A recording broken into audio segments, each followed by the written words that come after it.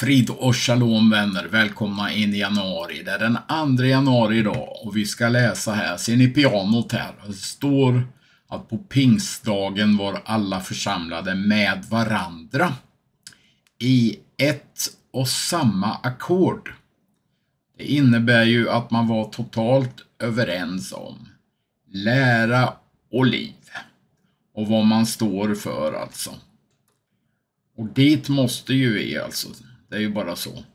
Och då är ju judarna, vad vi tänker om judarna har ju en väldig betydelse i det här fallet då. För det ser ju tydligen ut som om det är en väldig skiljelinje idag mellan Israel och församlingen, vilket det inte ska vara enligt läran då. Men Satan gör ju allt för att splittra. Så vi ska tänka oss för väldigt. Jag vill bara läsa upp här vad som är centralt då.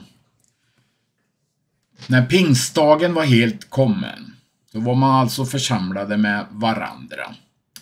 Pingsthögtiden firades alltså 50 dagar efter påsken.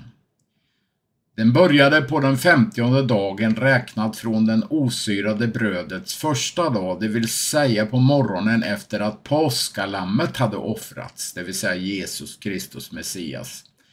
Lagen om denna högtid finns i 3 Mosebok 23, 15 och 16 med dessa ord. Och ni ska räkna för er från morgonen efter sabbaten från den dag då ni bar fram viftofferskärven. 7 sabbater skall fullbordas. Ända till morgonen efter den 7:e sabbaten skall ni uppgå till 50 dagar. Och det var ju märkligt att Jesus sa ju att det är fullbordat. Så i honom är ju allting fullbordat. Denna högtid instiftades till minne av att lagen gavs på berget Sinai och kallades därför ibland av judarna för Simka Torah, alltså lagens glädje, eller ofta veckohögtiden.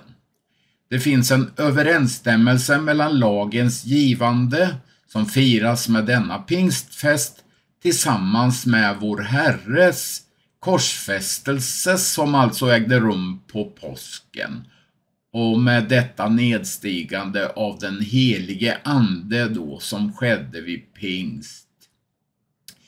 Och nu säger Paulus att lagen inte kunde ge liv.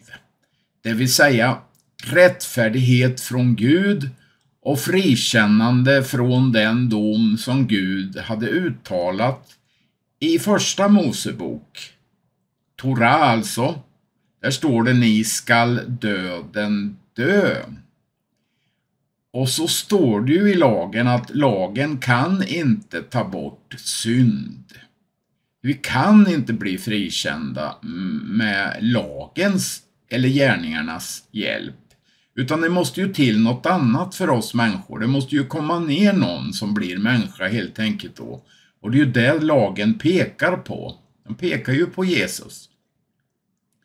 Och Paulus säger att det finns en rättfärdighet uppenbarat i evangeliet.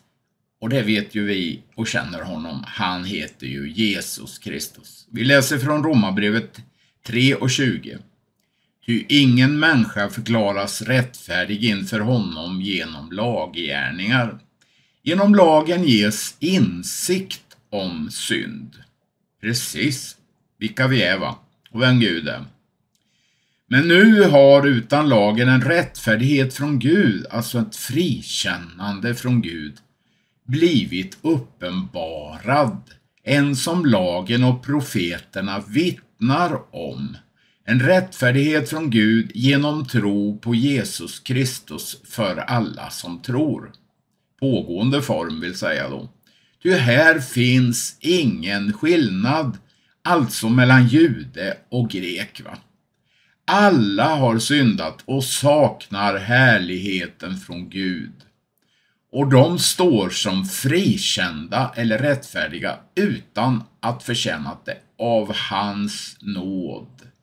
Därför att Jesus Kristus har friköpt dem. Det är ni. Försoningen alltså. Honom har Gud genom hans blod ställt fram som en nådastol att tas emot genom tron. Så ville han visa sin rättfärdighet eftersom han hade lämnat ostraffade de synder som förut hade blivit begångna. Så när Jesus ropar det är fullbordat så rämnade ju förlåten mitt i tur, och på Jesu tid fanns det ingen nådastol. Det kunde vi alltså bara se genom trons öga. Och det här templet och allting, det säger ju skriften i Johannes 1 var en förebild genom Mose tills Jesus Messias skulle träda fram, han som var sanningen och den perfekta bilden av det gamla testamentets förebilder alltså. Så när Jesus dog så uppenbarades alltså en rättfärdighet från Gud. Så där inne finns en nådastol i det himmelska nu då, andliga, som är Jesu Kristi offer, och det gäller för alla tider, står det i Hebreerbrevet. Och vi vill läsa i Hebreerbrevet 9 från 22 och några verser här. Så renas enligt lagen nästan allting med blod, och utan att blod ges ingen förlåtelse. Alltså måste avbilderna av de himmelska tingen är de andliga tingen då, renas med dessa medel. Men de himmelska tingen själva renas med bättre offer än de medlen. Så blod av kalvar och får och bockar och tjurar och allting kunde ju inte rena oss ifrån synd eller göra någonting åt människans fallna natur, med andra ord. Det kunde bara Jesus offer göra. Ty Kristus gick inte in i en helgedom som är gjord med händer, som bara är en förebild av den verkliga helgedomen. Han gick in i själva himlen, rakt in i den andliga världen alltså, för att träda fram inför Guds ansikte för vår skull. Inte det underbart? Så när du får ta emot den heliga ande så träder du in i en värld där Jesus är din kung, och han är också din präst, och han är profeten, och han är inför Guds ansikte hela tiden, dygnets alla sekunder, och vädjar för dig och mig, står det, och ber för dig och mig, och du har ditt namn skriven i hans händer till och med, står det. Där han blev korsfäst på korset då, och genomborrade, står i psalm 22. Inte heller gick han in för att offra sig många gånger som översteprästen varje år går in i det allra heligaste med blod som inte är hans eget. Nej, det är ju det här bockar och det här va. I så fall var han tvungen att lida många gånger, allt sedan världens grund blev lagd. Men nu har han trätt fram en gång för alla vid tidernas slut för att genom sitt offer, lyssna nu, utplåna synden. Halleluja, vilken underbar frälsare vi har. Och nu ska vi gå vidare, och äntligen har jag fått tag i Amir Pinto med lite reportage härifrån Israel. Och så har vi då ett klipp om World Economic Forum och vad globalisterna håller på. Sen kommer det newsklipp i slutet då. Intressanta saker. Gud välsigna er, så hörs vi. Amen. New year together with you. I got a quick vacation to be with my beloved family back at home. I even managed to take my wife on a quick date, and boom, at 11:55 p.m. alarms started going off throughout the state of Israel. The terrorist Hamas organization fired dozens of rockets at the Israeli communities of the south and the city of Modi'in. The new year has begun and terrorism must stop. I am grateful for everything I have, for the family, friends, love and support. Thank God for everything that He's giving me, everything I have in life. But every day I think about those Israelis who are not far from us, only a few hours, but are kept in captivity under the terror of Hamas terrorists. The IDF spokesperson's unit said that in the battles held today in Khan Yunis, in the Gaza Strip, terrorists from the Nukhba forces were killed and surrendered. Some of them took part in the October 7th massacre against Israeli communities. We continue to deal with the tunnels and damage the rocket array in order to continue to reduce the firing of rockets.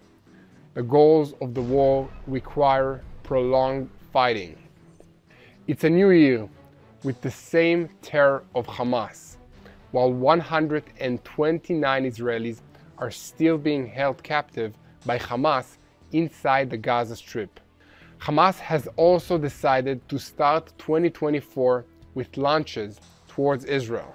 I say in response, there is no good new year until every one of the hostages are back at home. In the Jabalia neighborhood, during a joint operation together with fighters from the 460 battle team, one brave Israeli fighter, let's call him A, sent his dog Patrick to scan the building before the troops entered. During the scan, Patrick located a terrorist who was ambushing the troops at the entrance. During the attack, Patrick located a terrorist who was ambushing the troops at the entrance, neutralized him with a brave attack, and thus prevented an encounter with our troops and saved their lives. I wish my dog could do that. In another activity in the Rimal neighborhood, during a scan by another dog named Toy, a corridor was found that connected the building where the fighters were staying to another building where a terrorist was lurking. Toy neutralized the terrorist with his teeth and thus saved the lives of IDF fighters. The heroes on 4 come from a special unit in the IDF called the Sting Unit, Oketz in Hebrew, and their dogs accompany the fighting forces inside the Gaza Strip. In a large number of cases, the dogs of the unit are sent for an initial scan before the fighting forces raid terrorist infrastructure. They have identified various types of threats and thus prevented damage to our troops. In addition, the dogs map the houses and locate weapons and explosives. The IDF's paratrooper units moved from the north of the Gaza Strip to operate this week inside Khan Yunis. This is a well-trained unit with a highly trained combat team that immediately launched an offensive on a number of terrorist infrastructure, including observation posts, anti-tank posts, and Hamas weapons depots. In addition, the fighters went on an operation to eliminate terrorists who were hiding in a formation along a narrow street in the heart of Khan Yunis. In short-range encounters, the sniper teams of the brigade identified and eliminated the Hamas terrorists. At the same time, the fighters identified 3 terrorists trying to approach and attack and directed an Air Force aircraft to the location to neutralize one of them.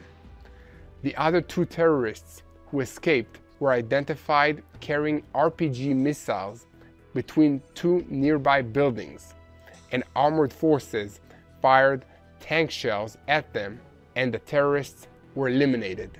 In addition, the fighters eliminated terrorists in short-range encounters, and the brigade sniper teams identified and neutralized terrorists accurately, and the fighters are constantly working to locate tunnel shafts and underground tunnels in the area. In Gaza City, IDF soldiers from the Nahal Brigade, which is an infantry unit, identified a terrorist squad hiding in a mosque, and with the help of the Air Force, they eliminated the squad as they left the mosque towards a tunnel nearby. In response, Hamas terrorists fired anti-tank missiles at the IDF forces from several points, including a hospital in the center of Gaza City. A combat helicopter escorted the fighters and rescued them from the ambush and destroyed the source of the fire. At the same time, a fighter jet attacked a squad of about 10 terrorists in cooperation with fighters from the Nahal, which is an infantry unit, who identified the squad and directed the attack. Later, the fighters identified an anti-tank squad that was operating near them and directed another aircraft that attacked the squad. We can see that the cooperation between the ground forces and the aerial units gives the IDF an edge in this battle against Hamas terrorists. North of there, in Gaza City, IDF combat forces located a number of terrorists of the terror organization Hamas who had barricaded themselves in a building near El-Quds Hospital and were preparing to launch an attack against the IDF forces. The fighters directed an aircraft to attack the terrorists. The attack led to a significant secondary explosion that testifies to the presence of a weapons warehouse of the Hamas terror organization in another civilian environment.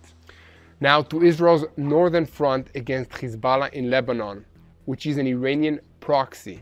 The IDF attacked a terror squad in the Lebanese territory, and a short while ago, an IDF tank conducted an offensive against a squad inside Lebanon that tried to launch an anti-tank missile towards the Israeli territory near the Israeli community of Shtula. And now to Israel's front in the West Bank against Palestinian terrorists. In the area of Tulkarem, IDF, the Shin Bet, and border police forces arrested 5 wanted persons in the Nur el-Shams Palestinian refugee camp. In Judea and Samaria, the IDF conducted an operation that included uncovering and destroying explosives that Hamas terrorists had planted under and on the sides of the roads and were intended to harm the forces. During the operation, terrorists shot and threw explosives at the IDF troops, who responded by firing and also called on an Air Force aircraft to neutralize the threat. Many weapons were confiscated and dozens of terrorists were neutralized. Yesterday, the skies of a village in Syria were flooded with flyers. The Syrian Ain el-Sham Center for Research reported that Israeli drones scattered leaflets in the northern countryside of Quneitra in Syria, on which appeared messages to those responsible for launching the missiles towards Israel. The message stated, "To the commanders and soldiers of the Syrian army and military security, we consider you to be responsible for the terrorist acts coming out of Syrian lands towards Israel. Continued actions will harm you. You are responsible. We will continue to respond as long as the shooting towards Israel continues." The Lebanese channel El Manar, which is affiliated with Hezbollah, reported that an IDF drone bombed Maroun El Ras, along with another village. At the same time, the El Mayadin network, which is also affiliated with Hezbollah, reported that Israeli attacks in the city of Binjbel in southern Lebanon took place. I want to salute 2 IDF soldiers, heroes, who fell defending the state of Israel during these battles. Major General Liav Saada and Major Eliraz Gabay, sending love and hope to their families. Together, let's hope and believe in good as we wish that 2024 will be a better year, a year of hope, and that we will succeed in eradicating this evil Hamas from the world and release our hostages back to their families in Israel. We choose love and wholeheartedly believe in a life of freedom, of love, and of faith. So join us in prayer that God's grace will shine in this region, on the Gaza Strip, on Israel, and on the entire Middle East. The World Economic Forum and the elites who support them are pushing and moving for one world government and one world control of everyone and everything because of the climate. This is mentioned in the Bible that the world would be controlled by a one world superpower eventually. This may be the beginning stages of that now, or just a form of global elites trying to push for one world tyrannical control. It's happened all throughout history. This is something we have to keep an eye on. They're pushing more for it every single day. Let's take a look at some of the things they're moving forward with right now. This concept of a 15-minute city is something they are obsessed with getting everybody living within so close of quarters within a city that they only have to walk 15 minutes to do anything they want. Job, shopping, grocery shopping, having fun, everything within a 15-minute walk. Now what they're slamming us with is these 15-minute cities. Make no mistake, it's not about your convenience. It's not that they want you to be able to, have all of these places that you need to get to very close. And it's not about saving the planet either, by the way. The 15-minute cities, they will have to have those before they can lock you down. And that's what we're talking about here. So in Great Britain, some county already passed legislation. They will be able to impose a climate lockdown. That's the next step. That's what we're talking about. So in order to do that, they will have to have these 15-minute cities. Neom, or the line that's being built in Saudi Arabia, is the epitome of this, really. It's a 15-minute city where everything you need is within this 15-minute walk. For too long, humanity has existed within dysfunctional and polluted cities that ignore nature. Now, a revolution in civilization is taking place. Imagine a traditional city and consolidating its footprint, designing to protect and enhance nature. The line will be home to 9 million residents and will be built with a footprint of just 34 square kilometers. And we are designing it to provide a healthier, more sustainable quality of life.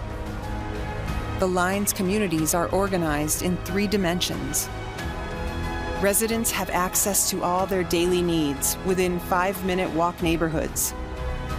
And the line's infrastructure makes it possible to travel end-to-end in 20 minutes with no need for cars, resulting in 0 carbon emissions. And they're trying to make this look really luxurious and cool so people are like on board with this type of idea. But yeah, again, you'll have nothing outside of this 15-minute walk that you're allowed to do. As you can see looking from the outside, there's no roads leading up to this. There's no doors on this building. They want you to just have and probably rent your little apartment inside a 15-minute city. They don't want you to have a home or to have land, any private property, not even cars. We meet for the 20th. I hope I will have the pleasure still to be invited for the meeting. When we meet for the 20th Governance Summit, you will use the app like Uber, but not anymore to call some driver, but automatically guided car, a self-driven car, will come to your hotel or wherever you are and will bring you to the airport. No, Los Angeles is one of the cities with the heaviest traffic, who told me in 2030, Los Angeles will be private car-driven free. And this will allow to transform highways into parks and other public spheres. Isn't it funny how these elites who love to push the control and the problem of what's going on with the climate are the worst offenders of CO2 emissions? They'll even admit this if you confront them with it. Are you the right messenger on this? Because you fly private planes a lot and you're creating a lot of greenhouse gases yourself. Yeah, I'd probably have one of the highest greenhouse gas footprints of anyone on the planet. You know, my kind of personal flying alone is gigantic. This is all truly about control, not about the climate. And this leads me to the fourth difference of this technological revolution. It changes not only what we are doing, it changes us. Because it's a fusion of our physical, digital, and biological spheres. It's an integration of those spheres.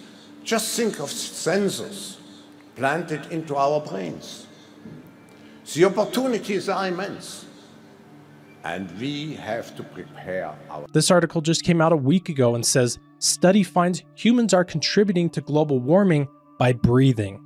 The World Economic Forum even admits that net zero emissions is an unattainable goal. From this article on June 17, 2021, this chart shows the energy milestones we need to reach to achieve net zero emissions by 2050, says within the article, even if all existing climate pledges are achieved, they won't be enough to reduce global energy-related CO2 emissions to net zero by 2050, which means limiting the global temperature rise to 1.5 Celsius could be impossible. So if the goal of net zero emissions is unattainable, but the only way to get closer to that is with more mandates and more laws and more taxes and more control, then the only answer to even get close to that is just completely egregious and outlandish laws, mandates, taxes, fines, and control. This type of world control is exactly what the book of Daniel and Revelation prophesies will happen in the end times. We should be on alert for attempts of this control because it's been attempted all throughout history, and reject all forms of tyranny until Jesus Christ returns. They were trying the same climate fear tactic in the 1970s, but with global cooling. February 1974 Fortune magazine, climate, the heat may be off. Despite all you may have read, heard, or imagined, it's been growing cooler, not warmer, since the 30s. In 1975, Newsweek published an article titled The Cooling World, which stated, meteorologists disagree about the cause and extent of the cooling trend, as well as over its specific impact on local weather conditions, but they are almost unanimous in the view that the trend will reduce agriculture productivity for the rest of the century. We can see it's as clear as day. This is completely about control and nothing else. Even if this isn't a sign of control that's going to lead to the Antichrist and the end times, it's important to remember that the history of the world has dictators turning freedom into tyranny. Evil has to be rejected on every level. Even from the wrong abuses of freedom that we saw in 2020, enough people resisted, and now the hospitals and even the United States military are begging people to come back to the jobs that they were kicked out of. Until Jesus returns, we need to stand up against evil, against corruption, and against injustice, and stand up for freedom for all people everywhere. Most importantly, the freedom that comes through accepting Jesus Christ, but also from freedom against corruption. I hope and pray you're well. Thanks for watching, and God bless.